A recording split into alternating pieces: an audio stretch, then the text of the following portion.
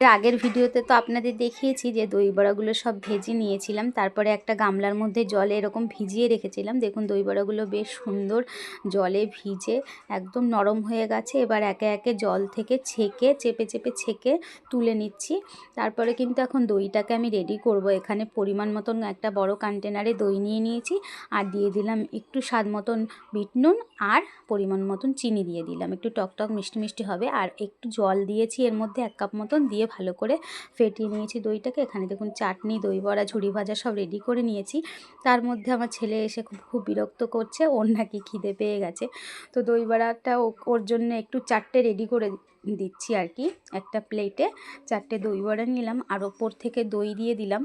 তো তাড়াহুড়ো করছে সেই জন্য আর কি। ওপর থেকে দেখুন এখন তেঁতুলের চাটনিটা দিলাম, আর দিয়ে দেবো একটু ঝুড়ি ভাজা।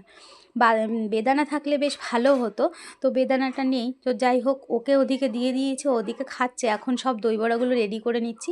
এই ফেটিয়ে রাখা দইটার মধ্যে কিন্তু এখন এই যে সমস্ত দই বড়াগুলো দিয়ে চুবিয়ে নিচ্ছি। এবারে সবাইকে একে একে চাটনি আর ঝুড়ি ভাজা দিয়ে দেবো।